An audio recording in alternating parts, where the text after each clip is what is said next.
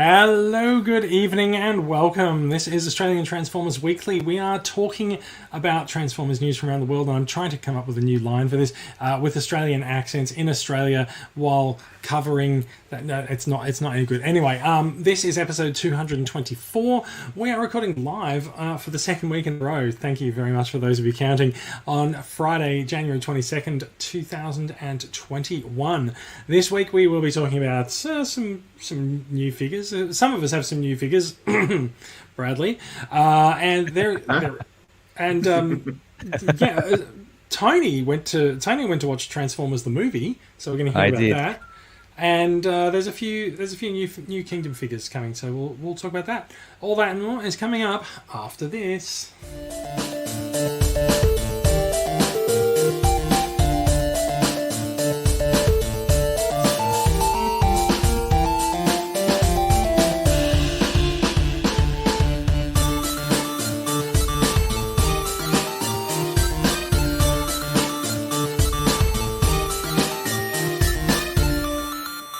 Thank you and welcome to the show. This is episode 224. I'm Jason. Joining me this week, we have Bradley coming to us from Western Australia, where apparently the Kingdom supplies are plentiful. Really? I should get out and try and find some. Hey, here's some. It's like a bunch of toys have just appeared behind you somehow. Oh my gosh, there's a bunch behind me as well. Here's some I prepared oilier. You're like the David Copperfield of Transformers toys. Wow, I'm not sure what to make of that. Actually, I don't know. Are you an illusionist? Are you fake? Are you fake? I'm not gonna give it the. You're asking me that, and you see the color of my beard and the color of my hair. Yeah, well, that's. To be honest, Bradley, they don't have that much color left in them. No, they don't. You see the back. You have to redo it. You look like Doc Brown from Back to the Future from the back. I was actually going to say the Joker from The Dark Knight. That's actually not a bad... But it's not green. No, but it doesn't have to be. It's the aging Joker, after he's caused havoc and mayhem in Gotham City. This is the retired Joker. So after causing havoc and mayhem, the Joker settles down with a cup of SodaStream Diet Coke. SodaStream Pepsi Max. Pepsi Max. Pepsi. No, just regular Pepsi. So how is, like... We do like to occasionally break from Transformers and talk about food news. So the release of Pepsi and Mountain Dew and all those related flavours for SodaStream is news in Australia. How are they? Do they taste good? It's weird. You get like the syrupy second taste of Pepsi, but that's about it. Other than that, it's still just water with fizzy bits. I'm going to put this down in the column under... completely consistent with the normal SodaStream experience. Yes. Yeah, there's not very many good SodaStream flavors, unfortunately. Do you know what you can do instead, right? Is like you can just carbonate water and stick cordial in it, and it doesn't actually matter. It's literally the same thing. Yeah. Yeah. Anywho, Bradley's coming to us from the land of Kingdom figures and apparently SodaStream bottles. We also have Tony Kim joining us. Tony is still coming to us from New South Wales, I believe. I am. Welcome back to the TCCA. It's 2 for 22. Marvellous effort, that. And it still looks like he's watching us in this live shot. Yeah. I regret to inform you that cricket jokes are banned after this week's dismal performance from the Australian cricket side. Did you guys watch it at all? I did not. Oh, there we go. That's a no. I'm not sure if that's a no or not, but yeah. I shook my head as I was burping, so that is a no, technically. Hey, Copperfield, how about you make that gas disappear? Jesus, wow. That was a big one. We can actually smell it from this side of the country. Yeah. Oh, well, yeah. There you go. Burritos? Is that burritos? No. It smells like burritos. Just SodaStream. Okay. Comment from a nameless Facebook user who hasn't followed the instructions says... the Donald J. Trump retirement home for the criminally insane, that's everyone in his administration, and news denial. That is fairly correct. We will hopefully not be denying any of tonight's news. Let's let's talk a little bit about what's been going on this week. Now, I have been doing a whole big lot of nothing, and Bradley's been doing a whole big lot of Kingdom shopping. Now, Tony, you actually went and attended something very interesting last Sunday night, didn't you? I did. I went to the Sydney screening of the Transformers animated movie 1986, and in Sydney at Cremorne at the Hayden Orpheum. And I've got to say, guys, I relived my childhood. Let's put it that way. It was such a magical experience, and it sounds. Does this mean that you cried like a baby? Yeah. That's right. That's Along with all the other 40-odd-year-old men who were walking out of the cinema. I can't believe Prime died. It was reliving my childhood trauma. I didn't realize I get to the point where I was old enough to pay for it. Do you know what I mean? To pay for someone to hurt me again. Yeah, Hey, instead of money for that. Instead of just wanting your parents to pay for your tickets. That's right. Exactly. You have to And pay the for it popcorn. yourself this time. Yeah. Correct. No, but it was great. And to see it up on the big screen again, I've got obviously the different Blu-ray sort of versions and everything, and can watch it at home. But there's something about watching it with random strangers in such a. I mean, I don't know if you guys have been to that particular cinema, but it's so well decked out. It's beautiful. Like the seats and everything's clean, and they really put a lot of work into the decor. So no, I've actually not been to the Orpheum. You're missing out. Yeah. So there's going to be a silly question, but whereabouts is Cremorne? I feel like it's Oh. lower North Shore. It's Lower North Shore. Correct. Yeah. Yes. Yeah, I don't go there very often. Because you're near the airport or something, aren't you? Around I there? am. I mean, so when it's not a pandemic, I do go to the North Shore for work. But I haven't been. No, I have been over the bridge since the pandemic struck, but only once or twice. Yeah. Okay. But even then, like Cremorne's away from the train line. So, Yeah. It's a little bit further away, but the movie was amazing, and there's just so much stuff that you pick up, which I was saying in the to you guys before I never realized that there was more than one Cyclonus, which I am shocked and ashamed to have said as a Transformers collector and fan. But there are two Cyclonuses in one scene. This is Tony's last show on the podcast. Yeah, it was nice having you, Tony. It was really nice to have me. Thank you. I appreciate it. It's been great. What was I saying? Oh yeah, it was an amazing experience, and seeing it up on the big screen is awesome. For those film buff fans, it was the DEG version that they put up on the screen, and it had one S word from Spike as the moon base is getting destroyed. And there was, at the end of the credits, there wasn't any kind of the Transformers. Oh no, Optimus Prime will return. There was none of that at the end. I'm pretty sure all of that. So DEG would be the De Laurentiis US. Entertainment Group. Correct. Which would mean it's just the US cut, so it's just as it went to the US cinemas, because it was in the UK that they added the scroll at the start. They would have edited the swearing out, and they would have also added the Optimus Prime will return. Yes, So, and sorry, there was no scroll at the beginning. I should have added that. Yep. Yeah, so that would have been that's the US version, the original, some might say. Yes. Yeah. But and it was It was great. There was a lot of guys who were sort of over 40 who brought their kids, and a couple of them had the Hot Rod Studio Series 86 toy. So that was great to kind of see the next generation coming through. But that's great. Yeah, amazing. Really, really a lot of fun. I heard the cinema was fairly packed as well. Obviously, like there's a pandemic and social distancing still applies, so it can't be full. But apparently, it was fairly full for what it was. It was fairly full. I mean, if you think about, like, most people gravitate towards the center of the cinema, but so there was still like room at the edges of the seats, like on the outsides and the flanks. But yeah, and I think a lot of people really did well to observe the social distancing, like at least keeping a seat between people. So it was great. Really good experience. And it was funny when the opening credits came up and you saw the Transformers. Someone actually had a camera, and you could see just the flash go off. The Transformers. I've actually seen the photograph that was taken when the Transformers was on the screen. So it was someone in our group. They took it and it's posted so good. it. Yeah, that's great. Well, it might have been any number of groups, but I'm pretty sure I know who someone took it and posted it. They're like, I can't believe I saw this on the big screen. It's like, if you're going to take a photograph of something on the big screen to say you've seen Transformers the movie, it may as well be the logo. That's right, exactly. So that was good. I just feel really bad for the people in Melbourne, for example, who that screening got cancelled. I think a couple of weeks ago or something. Yeah, it's not really entirely clear why, but so the oh goodness, I can't remember the name of the cinema in Melbourne. The Melbourne Cinema. Yeah, I can't remember either, actually. The terrible thing is that I used to work on their website. Oh, God. Did people ever find the website if you couldn't remember the name to it? The cinema in melbourne.com.au. That Melbourne cinema. I bet you that works. That Melbourne cinema that plays all the old movies. Let's find out, right? Do I dare invoke the Google Assistant and ask it? Ooh. Yes, just don't do it on screen, because remember, you've done that before during a live broadcast. Yeah.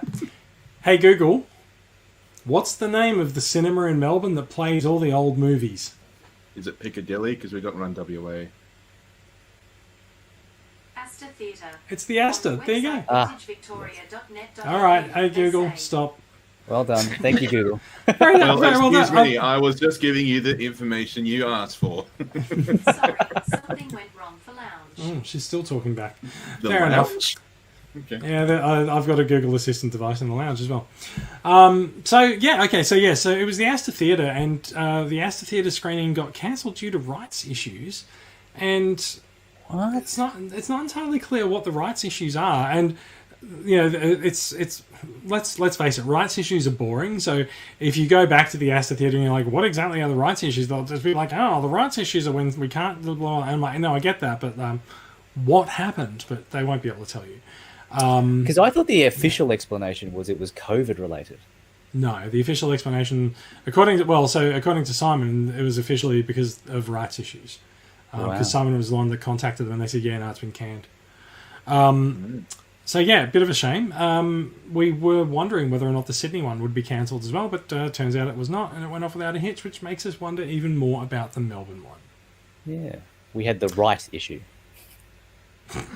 Thank you. I'm here all week. You don't really like that. When I said that joke, that you guys just kind of froze, and I couldn't tell whether it was the internet that froze or whether it was just the poor comedy. It was time. It was time that stood still. That's right. As time stood still as you waited for your joke to land, and land it did. Don't worry. Both of us sniggered appreciatively, and then proceeded to tell you off. Well, I found it funny, so I'm happy. Indeed, fair enough too. We're going to move swiftly on and get to the news. Straight into news. Hasbro news. That will take us into some news. What news comes from by yonder? Shall we get on with some news? Yeah. There's a little bit. So we spent a long time talking about Earthrise, the Netflix series last week.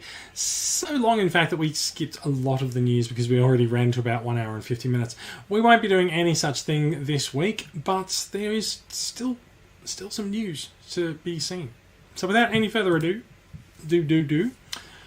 I am going to bring in the news, which also currently has the name of Jason, but that's right, I can't do much about that. So first up the news, we have been tracking, and in fact, I say tracking, but like if I reach over here, this is very off the cuff. So one of the things that I do for TCCA is that I bring in overseas imports of figures for people who find that they can't get certain things overseas and can't get things in Australia. And this next news story is something that we thought we couldn't get in Australia, so I imported them for people. Wow, nice. So I do have a couple of sets of retro Headmasters sitting here with me. The news is that, according to Ozformers, retro Headmasters are indeed coming to Australia. Sorry, I put that down there. Sorry, whoever whoever's picking that one up from me. The Retro Headmasters are indeed coming to Target Australia, and they apparently will be coming from about April. So it's still going to be a while before you can get them. But yeah, it's interesting. So the first wave of the Retro Headmasters, as you can see in the Ozforms post here, it's Chrome Dome, Hardhead, Brainstorm, and Mindwipe. Now, these are not G1 Headmasters. These are, in fact, the Titans Return molds. I believe they have a slight paint job or a slight color update, and they are using the Japanese Takara heads for these ones. So they're not actually the original Titans Return release. They're not the Takara release either. They're sort of a mishmash of things in between them. So yeah, the boxes have obviously been done up to evoke the style of the G1 boxes, even if they are not exactly the G1 boxes. So yeah, so we're hearing that I believe at least one of the waves will be at Target and in March, early March apparently, and the second one will be in Target in the second half of the year. The second wave has not actually come out overseas just yet, but it's close. Really confusing. The first wave has 4 figures, the second wave has 3. So if you buy things in boxes, you're going to get a duplicate, apparently of Hardhead. So yeah, you can try and sell Hardhead to someone, see what happens. So what's interesting about that is that when you think about, if you look at that picture of the boxes, as a collector, I don't know about you guys, but I sometimes struggle about whether to keep the boxes. I would feel that if I bought this, knowing that it's not the original G1 and it's kind of more like the Titans Return mold, I would struggle with actually throwing the box out because I'd feel like I'd actually paid more for the box. You know, like there's more value ascribed to the box than normal. And more to the nostalgia. Yeah. It is, I mean, you're right. However, it also isn't the original box anyway. Yeah. So like bastardized version. Yeah. It's not the original box, but it is intended to be an item that's aimed at collectors. So, like, my rule is generally that I will throw out, I will throw out retail boxes. Yep. These don't necessarily count as regular retail boxes, so like I probably wouldn't throw these ones out, but I'd probably equally just chuck them into storage. Yeah. And the other thing that's interesting about the Ozformers announcement is that they're obviously referring to this stock going to Target, which in the mad flurry last year of the Studio Series 86 toys coming out at Kmart and then eventually Big W, Target was notably absent from all of that scrambling. Do you know what's been notably absent from Target for the last 6 months? Transformers. Yeah. I was going to say customers. Well, that's what. So this is the other thing though. Like, Target's on its last legs, right? Like a bunch of Target stores are going to change to Kmart. So if you buy the first wave from Target, there's no telling if the second wave will be at the same store later in the year because that store might no longer be Target. Get the second wave at Kmart. It's possible they'll end up doing that. So yeah. I really like the packaging. However, I sold all the Titans Return toys ages ago, and I do not need to buy them again. Can I ask why you did that, Jace? They didn't have a place in my collection. Most of them, if they represented figures, I preferred other representations of them. Right. So, Combiner Wars and Titans Return and Power of the Primes, the characters all have a particular look. Yes. And like there's particular ways in which the arms are styled. There's often hollow legs and things like that. And so, I prefer other representations of the characters. And the other thing is that I felt like Titans Return just overdid the Headmasters gimmick. So like these are at least the figures that were Headmasters in G1. But don't forget, like in Titans Return, every fucking figure was a Headmaster, and it was just a bit too much. There were even spare heads. That's right. That was one of the... Thank you very much, Sparehead One. What about you, Spare Arm One? I from that line, I think was Galvatron Titans Return or was it something else? Yeah, okay. Galvatron was one of the most disappointing figures in that entire range. God, yeah. I've got him custom done, but I'm still looking forward for, even though there's no photos of him yet, I'm looking forward to this. Is it rumored or confirmed leader coming this year? It's a rumor. Confirmed. Okay. It's a rumor that only Wave 1 of Kingdom has been officially announced. So anything beyond that is a rumor. I will say, in defense of Titan's Return Galvatron, I know, don't all leap off your chairs and come to my aid. But in defense of Titan's Return Galvatron, he did beget Super Megatron, which is a much better figure, and also like you probably can't. No, you definitely can't see him on the shelf because it's right behind my head. But if I move away. And over that side there is Open and Play Big Cannon. It is basically my masterpiece Galvatron. So he's a great figure. He's the large, oversized KO of Titan's Return Galvatron, where they fixed all of the problems. And so his cannon sits properly on his arm. He is no longer a headmaster. He's got a proper head, and everything looks and feels and works really well. He doesn't have a jet mode. He probably does, but like you don't have to use it. So Titan's Return was a spotty line, but I mean, it was only good for the actual proper headmaster characters. Yeah, if you were a fan of the headmaster characters from G1, like, you were very well served by Titan's Return doing headmasters and making every other character a headmaster as well. But then that also led to like some really funny photos where like you can take Prime's headmaster and stick him on other characters and stuff like that. So like the play value is fine, but I didn't really want my entire collection being headmasters, so I got rid of a lot of them. I will say, to close out on this Titan's Return discussion, they did do a good job of the Season 2 mini-bots. It's absolutely true, and no matter, I feel like the Legends scale is a completely different line of figures, right? Yeah. You have Combiner Wars, Titan's Return, Power of the Primes, and like whether you like the general figures in there or not, you can't really argue with the fact that the Legends scale bots were really good. Yes. But they also aren't polluted by the gimmick. So, like, while the main line had Titan's Return and Headmasters everywhere, the Legends are just the Legends. They're just like, hey, here's a small representation of...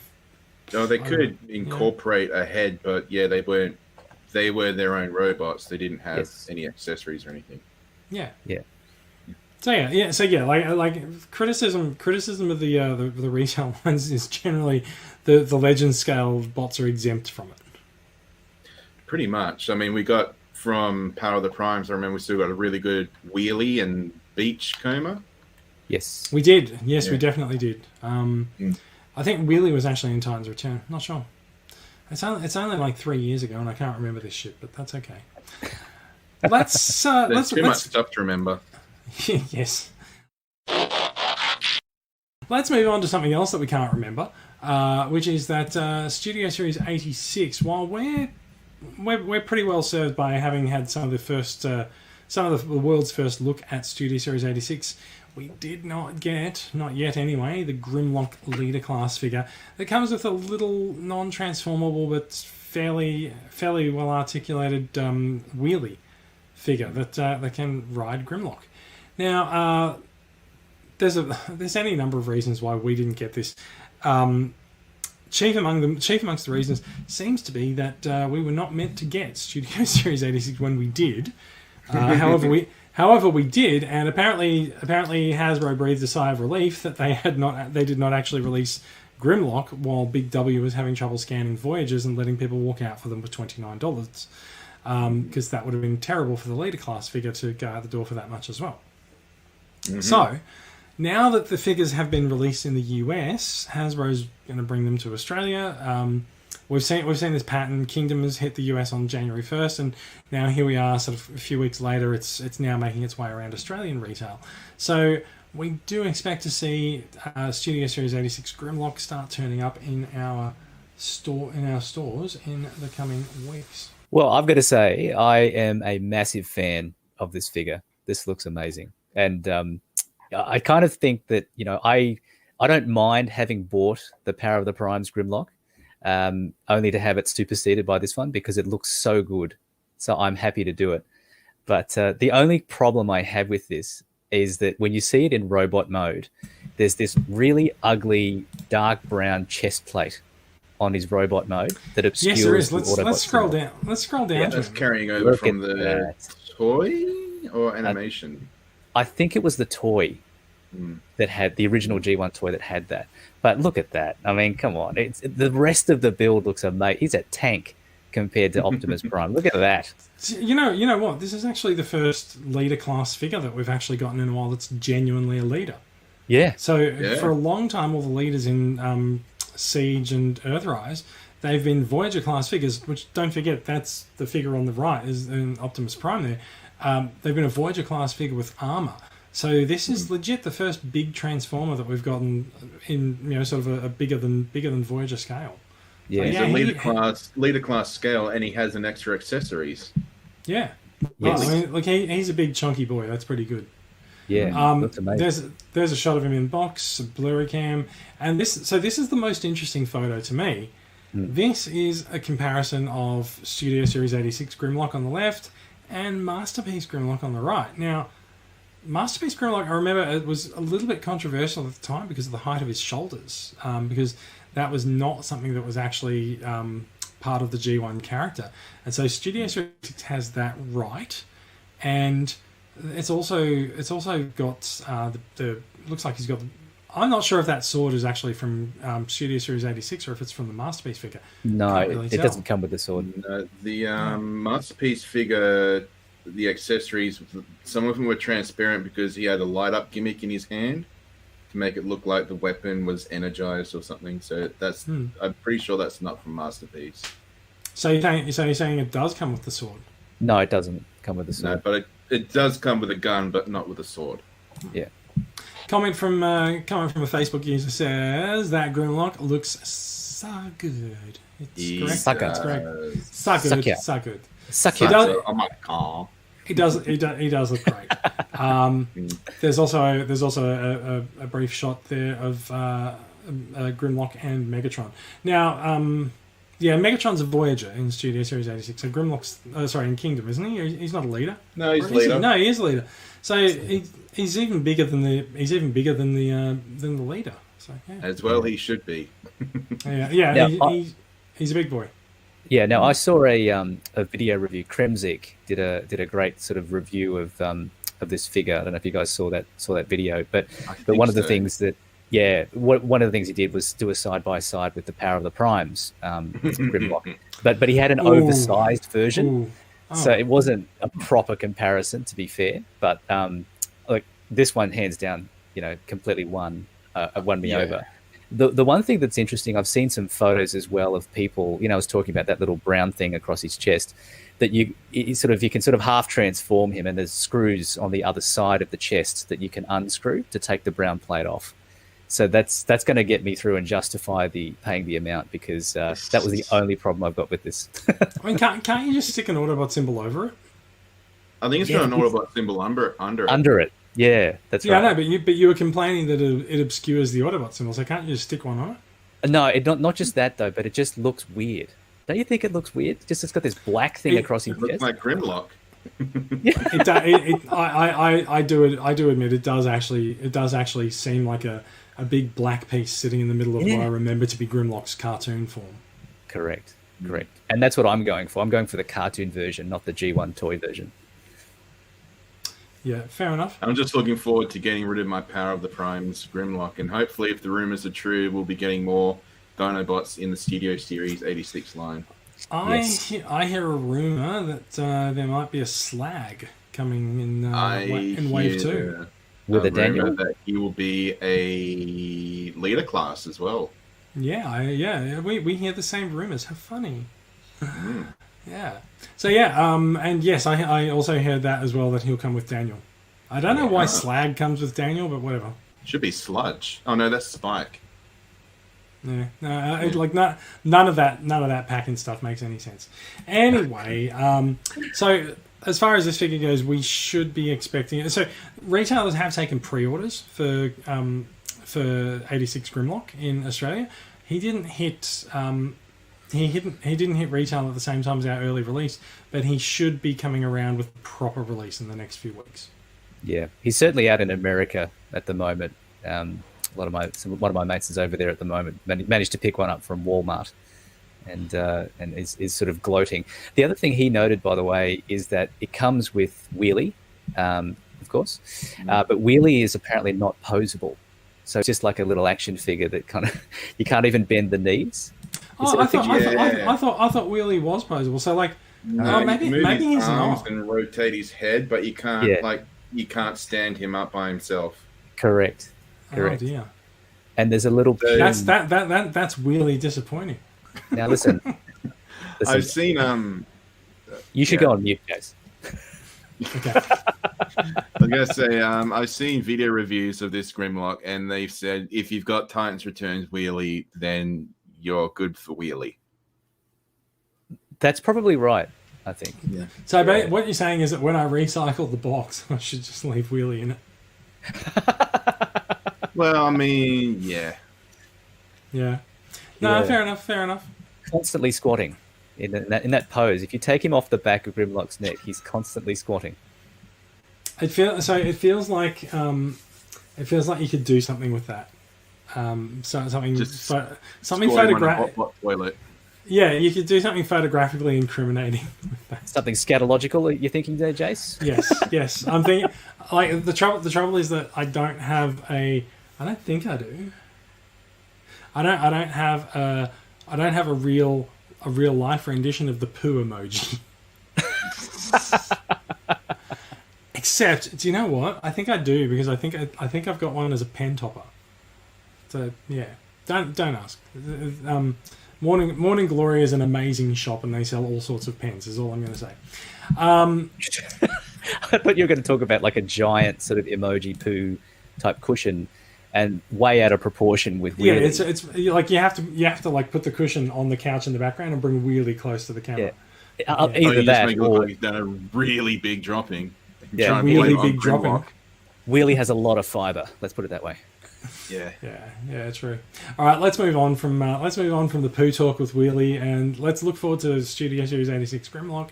But let's talk about some other news, some upcoming figures, which I've also just realised that this really should be full screen, but it's not. So there we go. It's now full screen.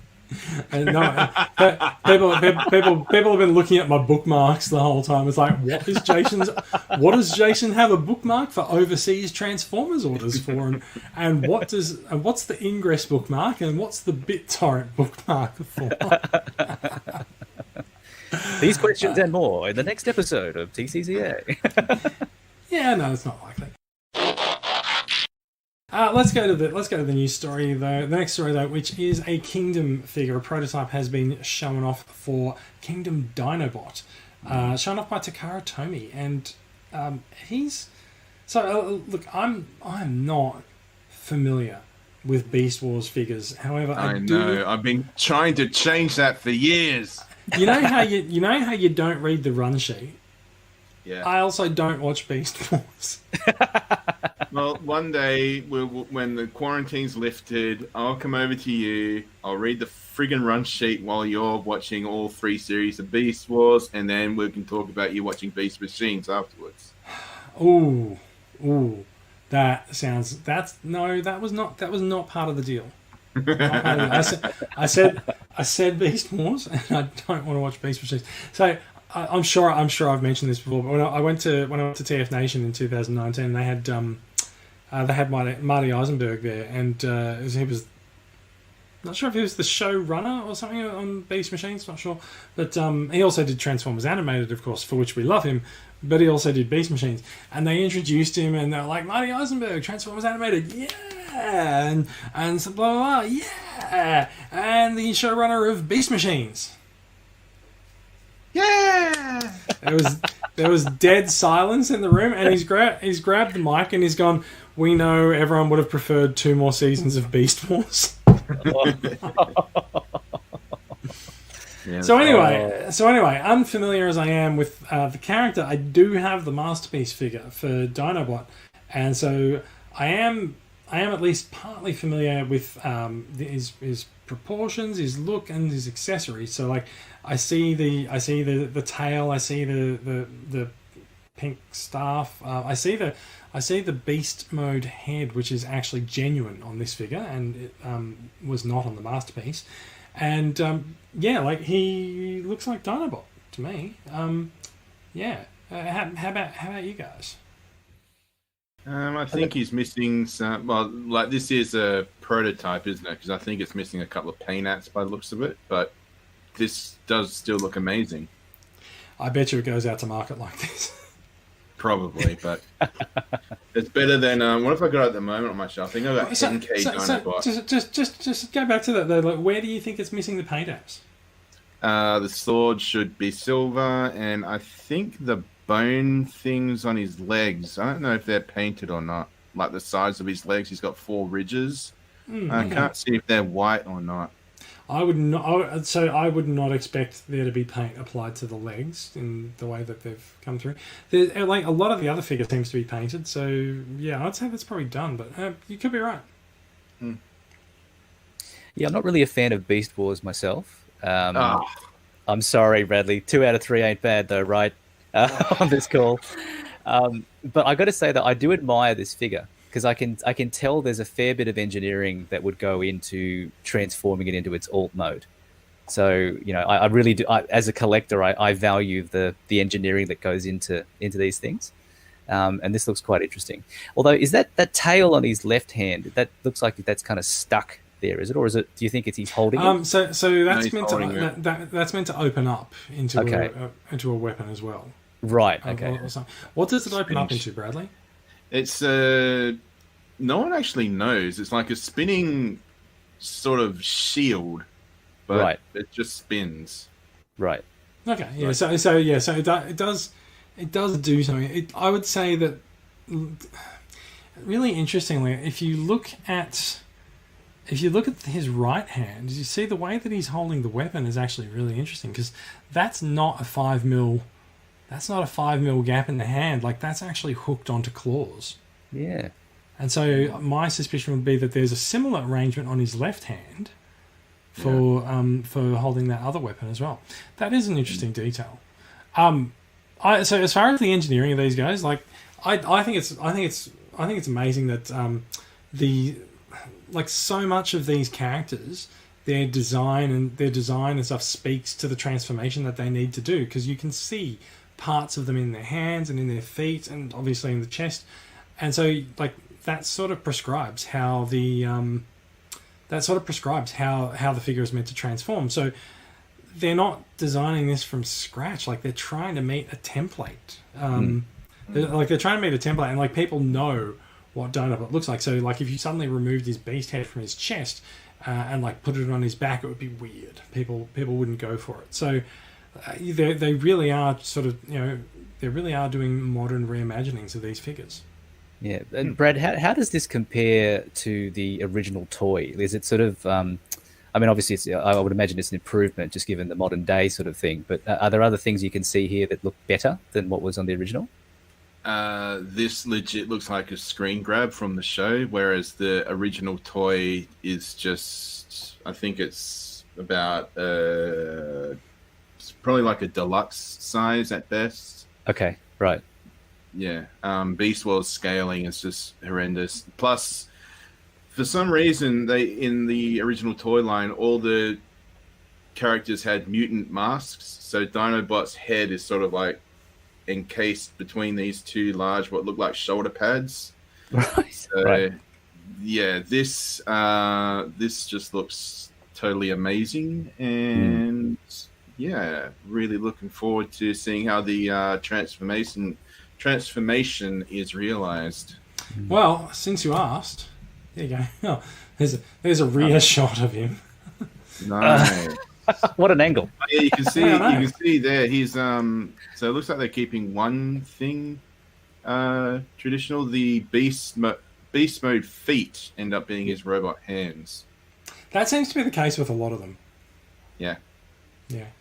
Do they have a picture of his front by any chance? They do not. No. He's a dentist, so they can't show you his face on television. Hi, Rob. Hey. He does recommend Colgate though. Yeah. Yeah, and I thought, isn't it Oral B? Oral-B, sorry, Oral-B. Yeah, Oral B, yeah. It's a Dinobot recommends Oral B. Yes. Yeah. So yeah. Kingdom Dinobot prototype seems to be getting thumbs up. I like it. It's a good looking figure. I'm not going to buy it, but I definitely think that it's pretty good. Yeah, I like it. I'm not a fan, but I like it. Starting to feel like the only Beast Wars person on this entire podcast team, even the ones that aren't here at the moment. You're the Beastie Boy. No, that's the Canadian name. That were Beasties. Yeah. Beasties, sorry. Yeah. All right, let's move on to another prototype, which is Huffer.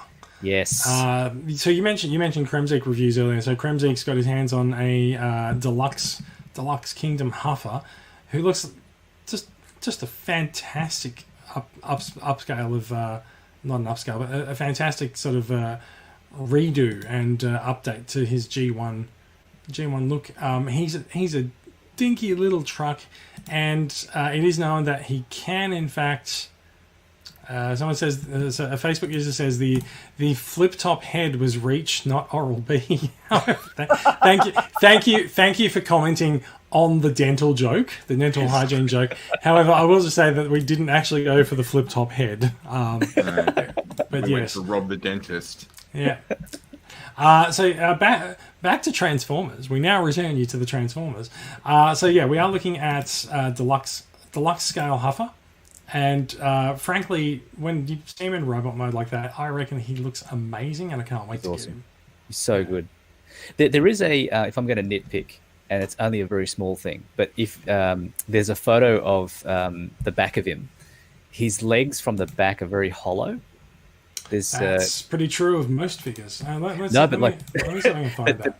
This one goes over and above, I feel.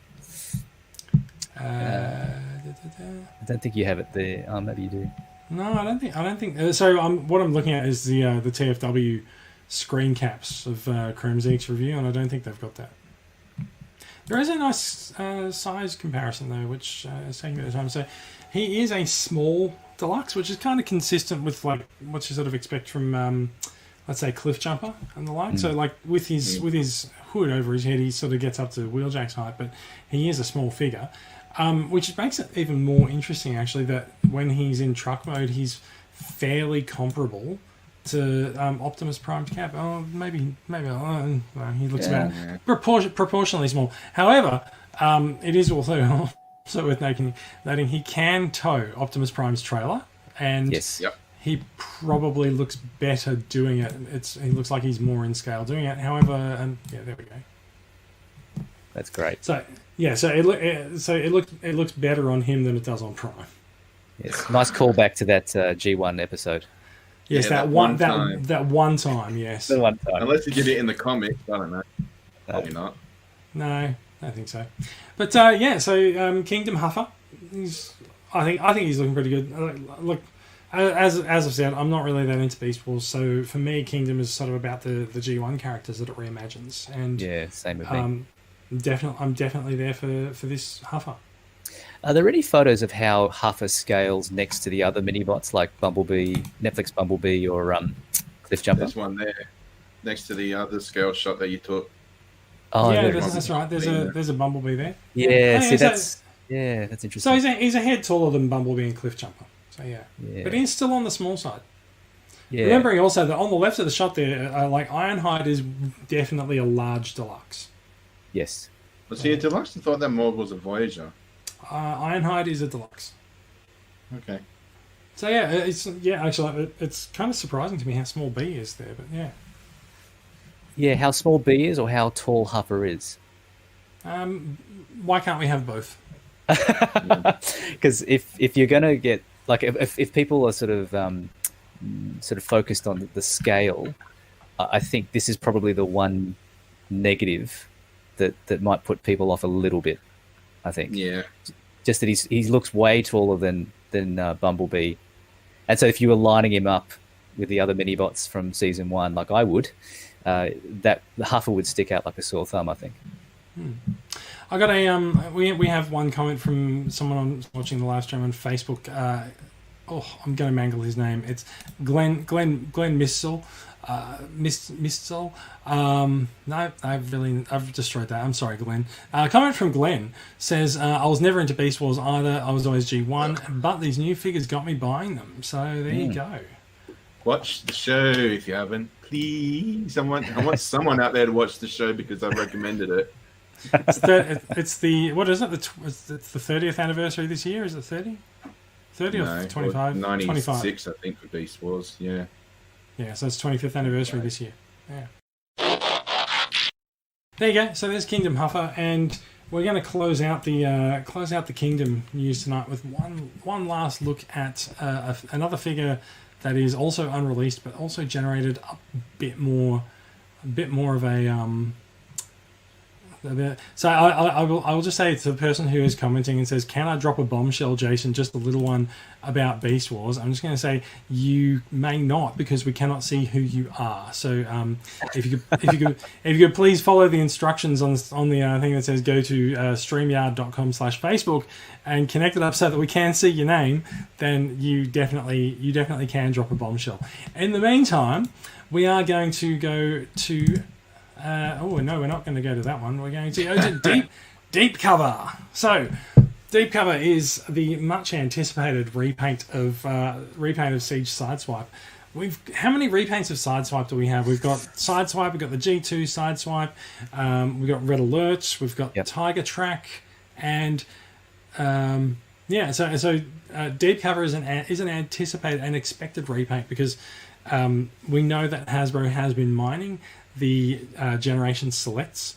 I think Hasbro's been mining the history of Transformers for Gen Select, so they will often bring up things like Diaclone paint jobs or obscure Japanese only, or even unreleased paint jobs. In the case of the Voyager Sandstorm, which I'm just looking to see if I have one that's out of his box, but I do not. So knowing that there'll be more Gen Selects for next year, Deep Cover was expected, hoped for, and apparently got. So it's not entirely clear how this figure is leaked out.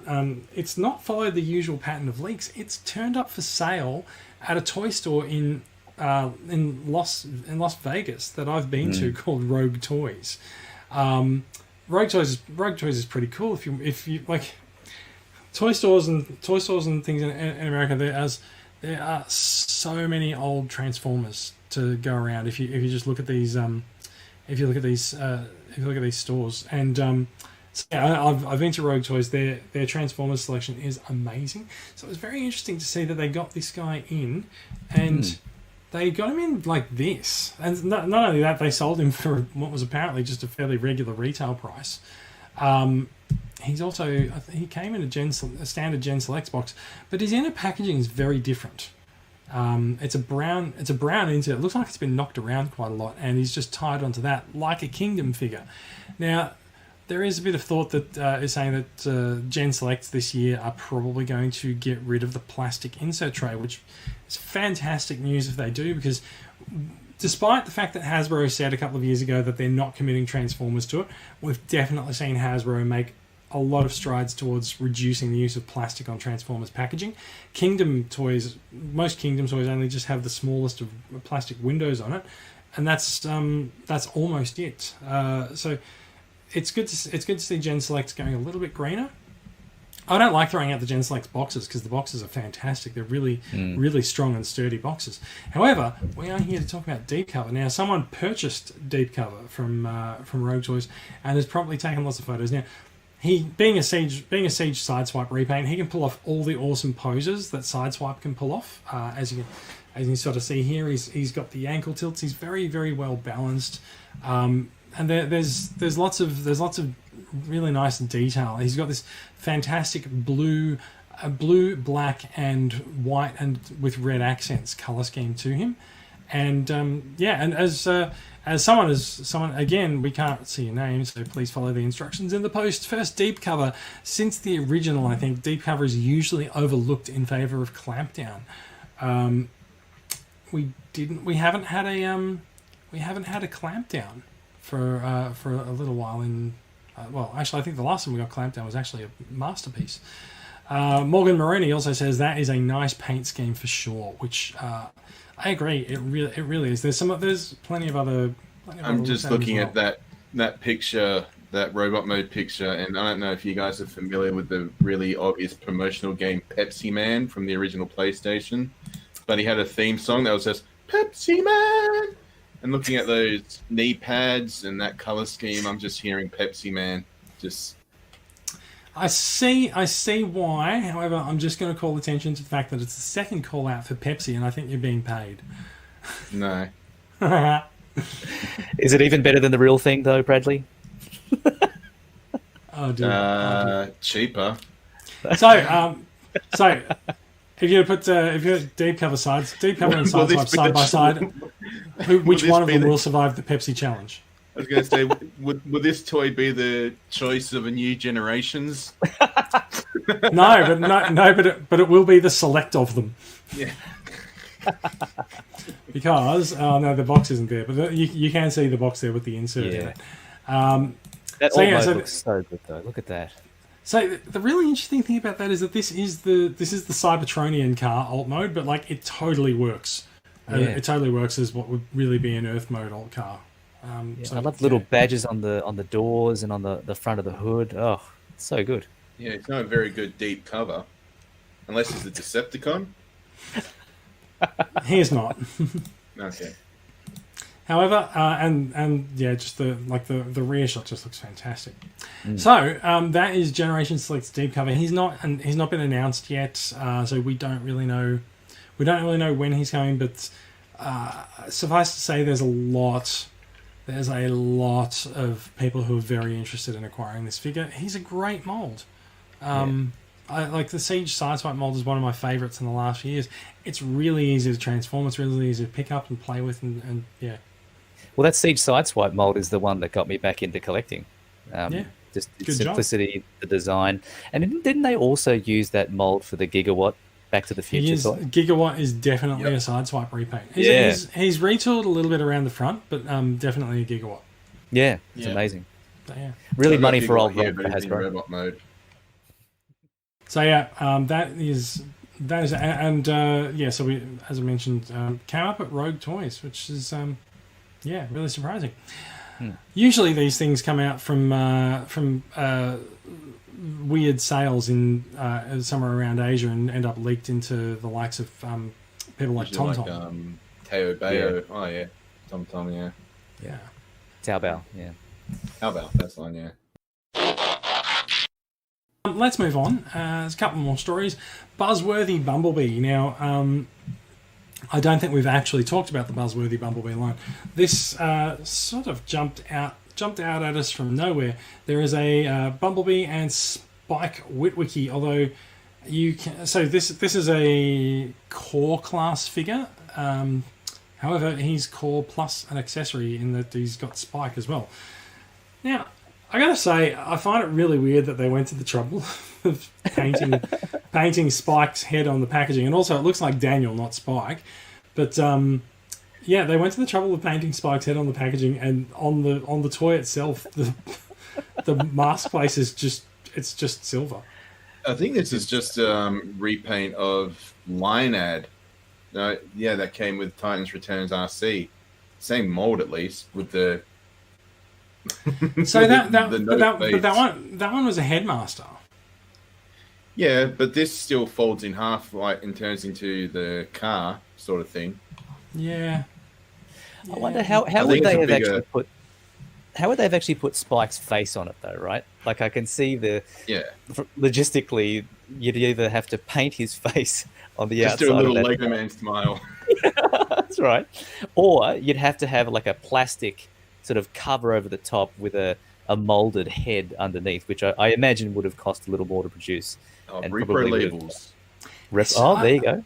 I just don't know why you would put yourself in the position of having to, like, obviously just not do the face. Just don't do the figure.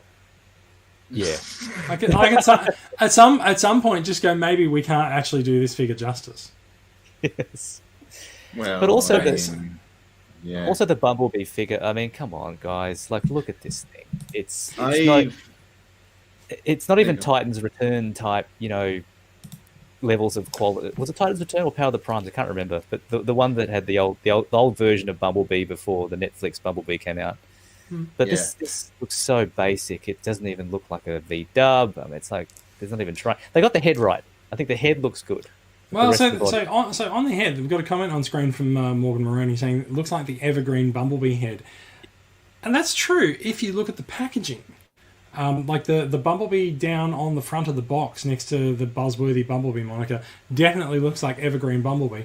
Does not look a thing like the Bumblebee that is seen just slightly up from up on the box. So like you get 3 Bumblebee heads for one glance. On this, yeah, Spike doesn't even have a head. Yeah, Bumblebee has 3. You get three Bs for one glance, and none of them look the same as each other. They all look different. Like this Bumblebee looks more like the Deluxe because he's got the window at the top of his chest.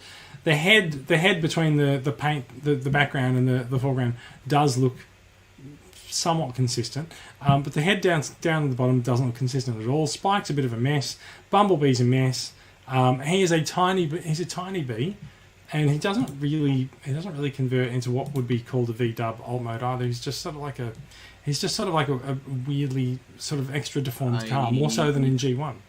I have heard that this is actually an homage to a G1 character, not Bumblebee obviously, but Bumper.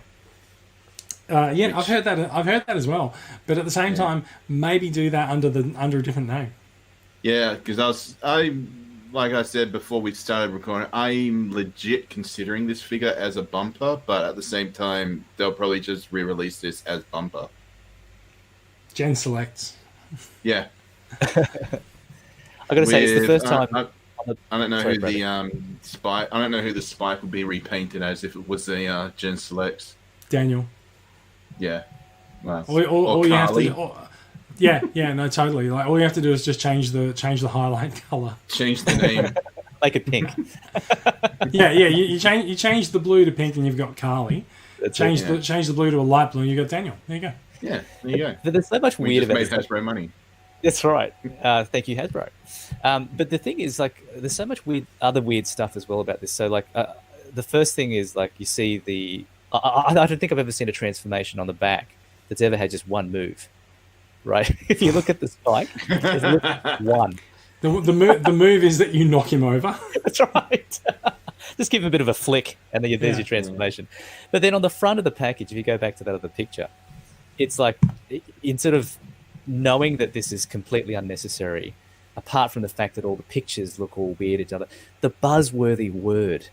It's almost like someone in the marketing department had said, look, this is a piece of shit. We know this. We got to sell this. So let's come up with some cool name. And everyone will make it like nice and sexy. Buzzworthy. Right. Sold. Stamp it. Let's go. You know, it just sounds really dumb.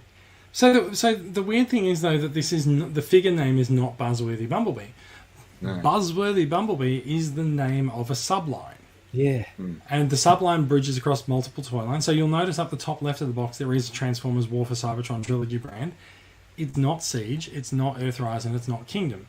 So this guy sits somewhere outside all of that, which is an interesting place that was also occupied by the Quintesson Pit of Judgment. No, I probably won't. But so this is a part of sort of the weird lines that don't belong to the trilogy but do belong to the overall trilogy, which see also Power of the Primes, Punch, Counterpunch, Blast Off, and who was the other one that was released under a literal Power of the Primes brand? I can't remember. But yeah, so it's like there's a few characters that just don't fit in the regular lines, and so they're just like, just release it and we'll just stick War for Cybertron on it. Buzzworthy Bumblebee is not just a part of War for Cybertron, it's also a part of Studio Series. But come on, everyone be happy. So Buzzworthy Bumblebee has been retroactively applied to Studio Series as they reissue older Bumblebee-related characters. So you can see. Should we be seeing something? Yes, you should. Except I didn't put the screen sharing, did I? There we go. So So the Buzzworthy Bumblebee imprint is now also on Studio Series. So you can see it's sort of a bright yellow and black redo of the Studio Series Transformers boxes. And they are simply reissuing the same old characters that have gone before. However, this one looks like it's got an extra pack in. So this one has... Looks like, remember the old... I think it's still around, the old cheap black and gold brand stuff? Yes. That's what this coloring looks like. So this Bumblebee does, however, look like it's got a packed in Charlie. I think that's new. I don't think Studio Series 15. I think Studio Series 15 predated the Bumblebee movie. Maybe. Anyway, so they're reissuing Studio Series 15. It looks like there's a new packed in Charlie. There's a few more as well. So it looks to me like they are reissuing Bumblebee and characters that were in the Bumblebee movie. So yes, we've got the World War II Bumblebee, which was extremely poorly received first time around. They're going to repack it with Buzzworthy Bumblebee on the front and see if it makes it look good, see if it makes it sell better. Got a bit of old stock lying around. Need to clear out the shelves at Hasbro. Yep. Yeah. This is the first one that's not Bumblebee. So Studio Series 40 Shatter is getting a reissue because she was in the Bumblebee movie. And so there's a reissue of Shatter coming. And Studio Series 74. That one sounds new. That's a new Bumblebee as well. And this one looks like he's got his... I'm going to say it's new, but it might not be. This one's got his battle mask and other things going on as well. Is that the Camaro concept by the looks of the chest? Yeah. Yes. Yeah. Maybe. I don't know cars, which is ironic for a Transformers fan, but yeah. Not really. I don't know cars either. I just know the cars. Before you finish off on that, I'm just sort of wondering about this Buzzworthy Bumblebee. I can't get off this topic, but where do they draw the line? Like, what is the next subline? Do you have like optimistic Optimus, or homicidal Hot Rod, or something? Like, where do you draw the line? Sludgy Soundwave for the adult version. That's the kids players. Mega Sad Megatron. That's right. Oh, Serendipitous Starscream. I think it's more likely to be seditious Starscream. Yeah. Psychotic Cyclonus. Sorry, that's the last one for me.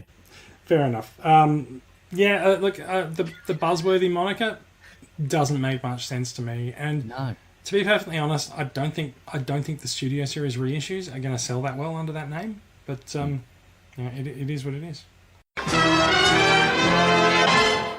Let's move on a little and talk about some new acquisitions. Since we're over an hour. We did say that we weren't going to be as long. But we'll talk about some new acquisitions quickly. Bradley, do you want to talk about your Kingdom Come? There's mine. All right. Quick enough? Yep, done. Tony, how about yourself? If I put Tony full screen, it doesn't really do that much. Put it back on Bradley, but I'll talk over the top of Bradley's picture. How about that? No, that annoys Bradley. Or even more reason to do it. Bradley, do you want to speak in more detail about your Kingdom acquisitions? Okie dokie. Well, I've gotten a few Kingdom acquisitions yesterday. There was a post on one of the local Transformers boards that Kingdom was at a particular toy store, which was just down the road. I went not very fast, but, I went there. You ambulated quickly. Yes, and I got, for those of you that are listening and can't see, I've got Warpath, Cheetor, Optimus Primal, Black Arachnia, Beast Mode Megatron, and Cyclonus. So far, I've only opened up Cyclonus. I am very grateful for this toy because he is completely amazing, much better than the universe from like 2008, and definitely much far superior to the Combiner Wars Cyclonus we got, what was that, 6-7 years ago. Just a wonderful toy. Glad to have him. Nice that he comes with a Cyclonus-y looking rifle. and he does go with the Target Master that came with Universe Cyclonus. So if you got that, then you got a double Cyclonus, regular and Target Master. Fantastic. Yeah, for the people listening, Bradley's holding up Cyclonus to the camera, but you can actually see the light piping in his eyes coming through, and it looks fantastic. It looks really good. I've really missed light piping in more recent releases, and I'm really glad to see it make a return. I hope it makes a more permanent return. Like, the Transformers line is in a bit of a state of flux after this year as to what's going to happen. What about that angle? Yeah, that's better. It looks like he's just like channeling you. Yeah. Jason, watch Beast Wars. So the Transformers line is in a little bit of a state of flux after this year. What is going to actually happen, and what features are we going to see carry forward into the next range? Like, obviously, I would expect things like ankle tilts have become the norm. Hopefully, some more articulated hands will become the norm. And really, I hope that there's a return to light piping. Because I think the light piping is really cool. Sometimes it makes the back of characters' heads a little bit compromised, but I think most people don't display their characters' heads from the back, so it's fine. That's the back of Cyclonus's head, and I mean, for the effect that you get at the front, for the sort of minimal interruption at the back. I'm actually really surprised that no one's made light piping mods to sort of install LEDs inside the light piping area or something. I feel like that could be a growth area for some third parties. We'll see. Well, That's a great like you were saying, light piping's long gone. I mean, it was an impossibility with like Titans Returns and stuff, so it is good to see it making a comeback. Yeah, I remember first noticing it on the Siege Starscream. And then on the on Skywarp and Thundercracker, and I think also on Soundwave they might have had light piping in his head as well. Yeah, they definitely got it on him. No, fantastic. Good to see it back. So that's me done. I'm not sure which one I'm going to be opening next, but I take my time when I open up new round toys. it goes. Where it stops, nobody knows. Do you Probably keep your be Beast boxes? Mode. Brad? No. You don't keep it. Okay. Like Jason, I get rid of retail boxes, but I do keep like Generation Selects and... So I keep Generation Select boxes, but I don't keep them for like resale or anything. I put other things in them. Yeah, pretty much. Yeah. I mean, they make good storage for things you don't want to just put into a plastic tub. Do you know what the best thing about a Generation Select Deluxe box? You can put a retail Deluxe box inside the Gen Select box and post it to someone. Nice. Oh, there you go. Yeah, And very environmentally friendly. definitely good Oh, reuse yeah. there. Another weird thing that is with the Kingdom line is you always get a character card, but they are random. So with Cyclonus, I got Black Arachnia. So there's 4 in the first wave. Yeah, so I got Black Arachnia, and then if you peel off the sticker, the underside is also Black Arachnia. Hang on a sec, just keep that up there for a minute. There we go. Yeah, but it's a different view of it. So while there's 4 cards, you could peel off the thing, and so you can make 8 cards out of the 4, right? And also, like, I think it's also worth noting that, like, the character cards and things like that are something that we haven't actually seen. We haven't seen for a while. Like, the last time we saw character cards was in Power of the Primes. Well, one thing I think is weird, and I don't know if you guys know anything about this, is the fact that these are stickers, but there's no, like, album or anything to put the stickers in. Yeah. Yeah. What I was going to say is that, like, I feel like we had character cards all the way through Combiner Wars, Titans Return, and Power of the Primes, but they got cheaper and cheaper. And like they initially had some lamination on them, and then they were sort of just straight up. I don't know what that is. But, yeah. No, that's just me. I'm still there we go. Yeah. Anyway, so they got cheaper and cheaper. Like, they started with a nice neat thing with like edge cut corners. Then they just sort of went to just a more straight up card, and then they went to just an even rougher card on really high GSM cardboard, and then they were just like, it's gone with It's gone with Siege, and then with Earthrise they put the tech spec decoder in every single box. But now I think it's nice to see a return to the. I think it's nice to see a return to the character card, and also with the extra effort on it. Like those character cards seriously do look nice. They're really well designed. They've got shiny bits on them. They've got reflective parts on them, and the fact that they're stickers as well. They are way more than just a standard piece of cardboard. Yeah, and the artwork I've got to say on these is amazing. The card that I got with my Cyclonus guys was of the Ark crash landing. Oh. And when you pull the sticker back, it's actually a picture of the crash-landed Ark, and half of it's kind of orange, the normal color, and then the other half is kind of like darkish black, and it's got this sort of nice little 1984 underneath it as a sort of a caption. It looks beautiful. Nice. So yeah, the artwork is amazing. Yeah, it's nice to see them put some effort into that. Just it's the last hurrah for the trilogy. So yeah. Let's move on. Tony, have you got some new acquisitions? I do. So speaking of Titan's Return, which seems to be an underlying theme of this particular podcast, which is really good.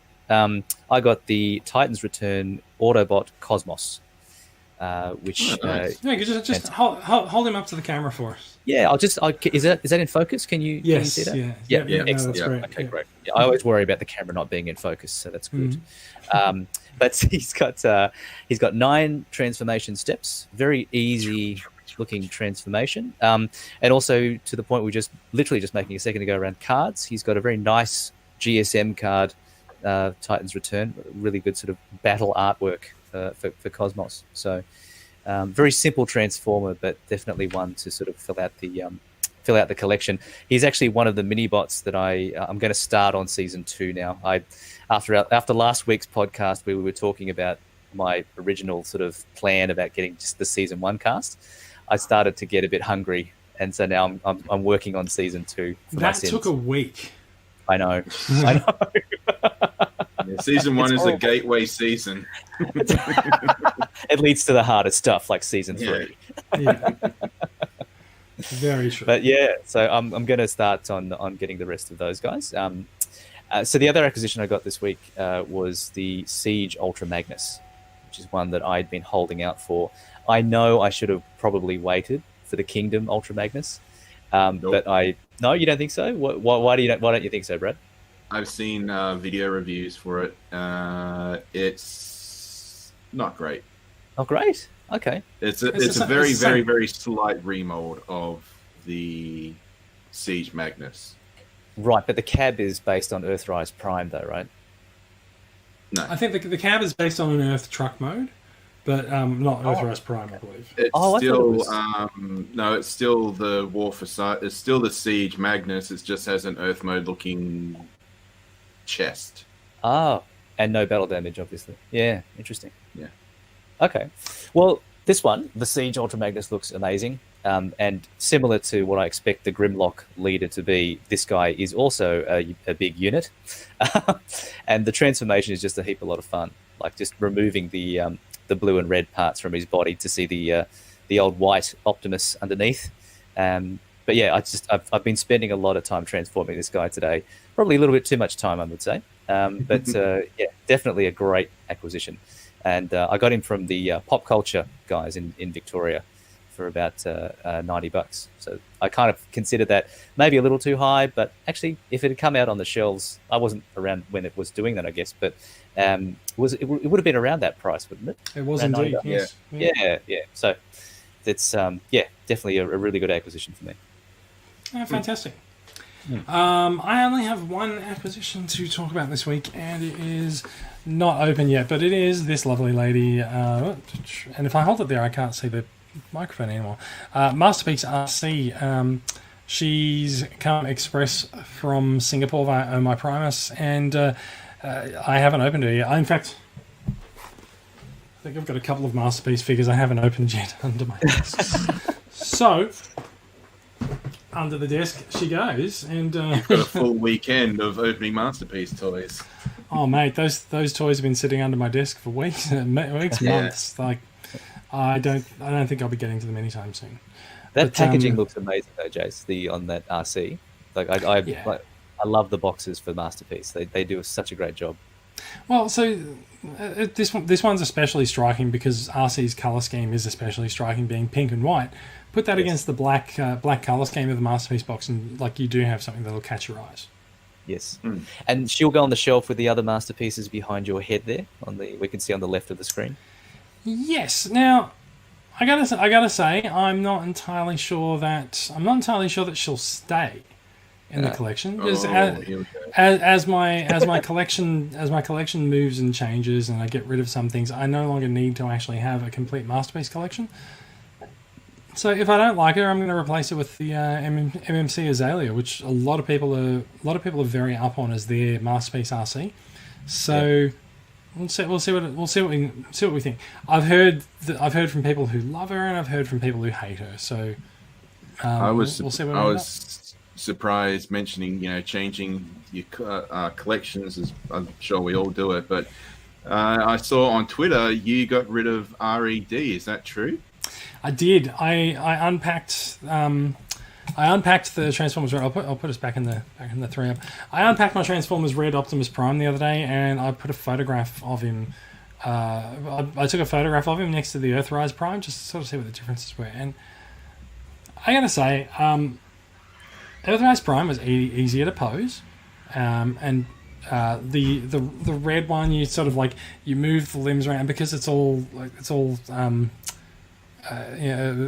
sort of like it's plastic. I don't know what the specific material is, but it's got some joints that you move to you pose. The ankle tilts work better on Earthrise, and I just found I didn't really appreciate the RAD figure. In order to get him to hold his gun, I had to like take the hand out and replace it with a different hand and bend the fingers of that hand around the gun, and it's just I disliked it. But I was able to sell it quite quickly, so hopefully we'll find hopefully the Red Line will find a happy home with other people, but they're not for me. So that's a very different experience. Sorry, Brendan. Sounds weird that a line that's sort of made to be posed just doesn't really seem very posable. I think I'm somewhat spoiled by the fact that I understand how to accomplish certain poses with modern Transformers. Right, you turn the leg here, you bend that, then you put that there, and you move the heel until they're standing in the combat pose and stuff. And you just can't do that with Red. Like they're not really built to have the range of motion that the retail figures are. So they are pretty much just pricier Action Masters. Well, they always were, but not that makes them a bad thing. But yeah, just didn't really appreciate it. Yeah, that's funny because I have a slightly different experience with because I've got Optimus Red and Megatron as well, and I really enjoyed swapping hands and with the energy mace and that sort of stuff, and the old Megatron's like ball and chain, all that kind of stuff. I actually really enjoyed that. I do accept that there is the sort of limited posability compared to your Earthrise figures and stuff, but I kind of look at them as more like a Marvel Legends type figure with a little less articulation. So look, what I'm going to do, I'm going to bring up that photo on the screen share, right? So that's RED Prime versus Earthrise, right? Yep. Earthrise's feet are flat on the table. Reds are not. Earthrise doesn't have the awkward cut in the middle of his leg to rotate things around, and I don't know what's going on with the arms and the articulation in the arms. Like it's just there's all this sort of like weird swirling in the plastic. And I ultimately also found that I think Red's colour is just a little bit too muted for me. Is the Autobot insignia on Red, is that sculpted or is that a sticker as well? It looks sculpted from here. It is raised slightly, yeah. Raised, okay. Yeah. It's cut into the thing. Yeah. Yeah. So unfortunately, like I was really excited to get this figure and have a look at him. But ultimately, just could not muster the enthusiasm for it. Well, you dodged a bullet. Sorry, go. You can chalk it up to experience. Yeah, That's about it, really. That's true. I Pretty was going to much, say, yeah. at least you've dodged the forthcoming Bumblebee version of RED and the Coronation Starscream ones, which both look atrocious in my view. I was actually, had I stayed with the line, I would have been looking forward to those ones, but Yeah. no, just Okay. not into them now. So anyway, that's it for acquisitions, and so we've covered one in and one out this week. There's a little bit of club news. The club held nominations and elections very, very late. We are meant to do them on. We're meant to do elections and form the club committee around the border of the financial year. We're very late this year. Simon and Chris and myself have been working out how to run the club and running some fundraisers to get some money in the bank. And now that we've done that, we've decided that it's time we return back to the root of the club's constitution. So we asked people to nominate for positions on the club committee board, and we held elections for a couple of those positions. And so yeah, we announced the new club committee the other day. If you are a member of the club, you will have received an email about that. The new committee is that Simon Chambers is TCCA president. Chris Steffo, who's been on the podcast a couple of times, is vice president. I myself am secretary, and I'm also holding the role of treasurer as well, because secretary and treasurer tend to go hand in hand in a lot of clubs these days. And we have 3 state representatives around the country. We have Jason Reddit in Queensland, and we have Ben Turner in Western Australia. It's really nice to see a state rep from WA. The WA tend to keep to their own group, don't they, Bradley? I don't even keep to that group. Fair enough. It's like reading a run sheet. But we're always happy to have the WA contingent come in and join us in the group. And Jonathan Hawkins is our Victorian state representative. If you want to run any events or attend anything and would like to represent the club at an event, you don't need to be a state representative to do so. If there's a supernova coming to town, which there's probably not at the moment because COVID, but if there's a little meetup or there's a little convention, so Sydney has Collectomania fairs and things like that. They're starting up again. So if you wanted to attend something like that and represent TCCA, give us a yell and have a chat, and we can probably send over some resources, some pamphlets, and some flyers, and help to pay for the cost of getting the table and things like that. So I was going to say, speaking of conventions, did we skip a convention story tonight? Oh, we did. We did, actually. Yes, you're right. Because I ran past it. It's basically, I can do this one in 30 seconds. You ready? Toy Fair has been cancelled and is going to an online event, just like every other event in the past year. So Toy Fair, less than 30 seconds. It is. I'll flesh it out. It is a little bit of a shame because Toy Fair has been where we've seen some reveals of figures in the past. So if you guys remember the fat man standing in front of Combiner Wars Devastator, he was there for quite some time, and so like we have seen some reveals of characters at Toy Fair before, so that won't be happening this year. But also Toy Fair was delayed till later in the year anyway, so that may not have happened. So Toy Fair will be going online. Don't know whether or not there'll be Hasbro reveals as a part of Toy Fair. What I actually expect is probably going to happen is that Hasbro is probably going to have some Fan First Friday events to launch some Transformers figures soon, instead of expecting them to happen at trade shows. So anyway, that's that. I have been liking the Fan First Fridays because you don't have to wait for a convention. They're more, I don't know, regular. I don't know. But, that's right. Yeah. They were pretty regular last year.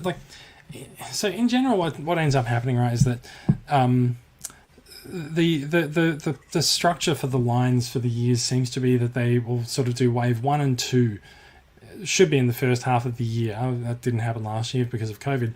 And then all the exclusives and the Gen Selects, they seem to come out in the second half of the year. So I'm not expecting to see a lot of Gen Selects in the next little while. So I think Fans First Fridays will be Kingdom reveals and launches for the next little while. We'll see. Had you guys ever been to the real toy fair in the flesh? No. No. Okay. No. Do you mean the one in Melbourne as well? Yeah, sorry, the one in Melbourne. Yeah. No, because it's actually only for people in the industry. However, Ozformers often hosts a meetup opposite at a cafe at Crown. So, Right. yeah, I know a few people who've gone to those, but I'm not in Melbourne, so yeah, I haven't been. Yeah, I've never been myself, but I've always wondered what it's like, what the experience is. Obviously, being if you were in the industry, do you kind of just look at it as another work day? It kind of is. There's definitely. So the thing is that like it's meant to be like Fight Club, and you go into the thing, and you're not meant to take photos. You're not meant to really tell people what you've seen because like you're seeing supposedly upcoming stuff, but like when you've seen product leaks from it, it's just like we already saw that. Yeah. Like it's like they may as well just get Tonton to host Toy Fair, but yeah. He'll pay you for it though. No, he probably won't. Anywho, that is it. That's it for the show. We're just about to hit the 1 hour 30-minute mark. So I think Brad. that's a good place to draw a line under it. So thank you for listening, everyone. If you're watching along with the live record, and a few people have been, thank you everyone who's been leaving comments for us on Facebook and on YouTube. You can find out more about these stories. There'll be links to them all in the show notes posted to the Transformers Weekly Facebook page and the Podbean site. If you'd like to get in touch, we love listener feedback, as you can tell by the number of times we've put comments up on the screen tonight. You can get in touch with us. Our official website is transformersweekly.podbean.com, and we are, of course, all in the Transformers Collectors Club Australia group on Facebook. You can subscribe to the podcast through your podcatcher of choice and distinction, and please don't forget that we are actually a production of Transformers Collectors Club Australia. It's a registered club in Victoria, run by volunteers that donate their time and money to make the club and life in Australia in general better for all of us. It's also worth noting that the club is donating 10% of its revenue to the Royal Children's Hospital Foundation this year. So when we run a raffle, or when we run a giveaway, and membership revenue and things like that, they all go to benefit the foundation. So please do give generously and get involved with those things. You can find out more about membership and more information about the club at transformerscca.com. Bradley, we have a Twitch link for you that has changed. Yes, it's now twitch.tv/ScroovyGuyGaming. I haven't actually streamed for a while because I haven't been feeling up to it, but hopefully in the next couple of weeks I'll be back to streaming, and hope to see you there. If you are on Twitch, I do enjoy talking about Transformers and such, and jumping over and have a bit of a chat. Fantastic. Tony, do you have anything you'd like to promote? Nothing at all, other than the fact that I will be going back to the Hayden Orpheum and will be protesting and being a Karen with the manager to ask them to get the Transformers movie back on again as a bit of a weekly thing. You can probably just email them. Yeah, don't tell me that. I'll flood them. Fair enough. All right, that is it from us. We'll be back with Transformers news, and we might actually be able to do this on a regular basis next week. Thanks for listening, everyone, and goodbye. Thank you. Bye-bye. Oh, he literally just dropped off. We're still live, Jason. Jason!